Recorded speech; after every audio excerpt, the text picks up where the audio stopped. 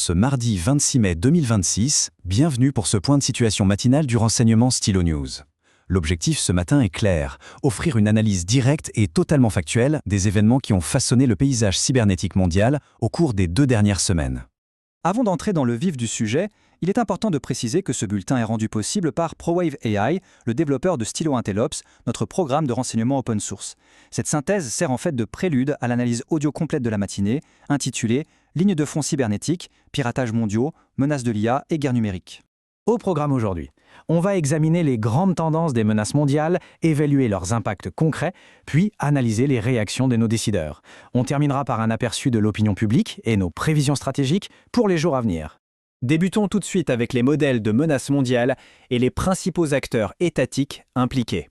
Si l'on observe la carte de l'activité recensée à la mi-mai, on distingue immédiatement 4 puissances majeures au cœur des opérations actuelles, la Chine, la Russie, l'Iran et la Corée du Nord. Comprendre l'ancrage géographique de ces acteurs est absolument essentiel pour saisir la dynamique globale qui se joue en ce moment même.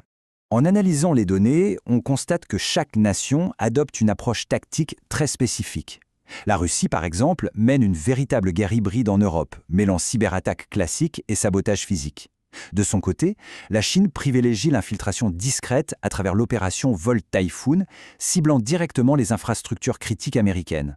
Quant à l'Iran, la stratégie consiste à maintenir une pression constante sur la région du Golfe en perturbant spécifiquement les systèmes industriels liés au secteur des carburants. Un chiffre en particulier retient l'attention ce matin. 20 milliards de dollars. C'est, selon une évaluation récente du département d'État américain, le montant faramineux en crypto-monnaie que la Corée du Nord a réussi à subtiliser. Cette somme colossale est directement réinvestie pour financer leur programme d'armement, ce qui démontre l'efficacité redoutable de cette stratégie de cyberfinancement. Ce qui nous amène logiquement à examiner les conséquences tangibles de ces actes. Passons aux impacts locaux et mondiaux. Sur le terrain, on fait face à un contraste assez saisissant entre 2 types de menaces. D'un côté, il y a la perturbation massive et bien visible, comme l'attaque du groupe criminel Shiny Hunters contre la plateforme éducative Canvas. On parle de 275 millions d'utilisateurs touchés et d'annulations d'examens en cascade. De l'autre côté, on trouve une menace beaucoup plus furtive, l'espionnage étatique assisté par l'intelligence artificielle. Ces acteurs s'infiltrent en silence dans les réseaux de télécommunications en utilisant des techniques très avancées pour garantir un accès stratégique de long terme sans jamais se faire repérer. Cependant, la menace n'est pas toujours extérieure. Prenons l'affaire Peter Williams, cet ancien cadre de la défense américaine chez L3 Harris. Il vient d'être condamné à une amende de 10 millions de dollars pour avoir vendu des outils de piratage très sophistiqués à un courtier lié à la Russie. C'est un cas d'école qui rappelle brutalement à quel point les menaces internes peuvent compromettre la sécurité d'une nation tout entière. Face à ces défis considérables, comment s'organisent nos institutions? Explorons les perspectives des décideurs. Les réponses politiques varient grandement selon les pays. Aux États-Unis, des agences telles que la NSA ou la CIA tentent un exercice complexe, gérer de coupes budgétaires tout en mettant sur pied un tout nouveau groupe de travail militaire dédié à l'IA. En Europe, la Pologne choisit l'action immédiate, en débloquant des fonds supplémentaires pour protéger ses réseaux vitaux d'eau et d'énergie. En Asie, la Corée du Sud mise plutôt sur la synergie, en intégrant des systèmes de sécurité basés sur l'IA, tout en renforçant la collaboration entre ses différents ministères. Le secteur privé observe tout cela de très près. Dario Amodei, le PDG d'Anthropic, a récemment déclaré, je cite, « L'écart technologique qui se réduit en matière d'IA entre la Chine et les États-Unis exige une attention urgente aux vulnérabilités de sécurité avant que les cyberattaques basées sur l'IA ne s'intensifient. » Cette remarque souligne parfaitement l'urgence de la situation. Il faut impérativement colmater les brèches actuelles avant que l'automatisation des attaques ne devienne incontrôlable. Voyons maintenant comment ces dynamiques sont perçues par le grand public, en analysant les sources ouvertes. En scrutant les discussions sur les réseaux sociaux, on obtient une image très claire. Une large majorité, environ 75% des échanges, réclament une éducation pratique en matière de cyberdéfense. Les gens veulent des outils concrets pour se protéger au quotidien.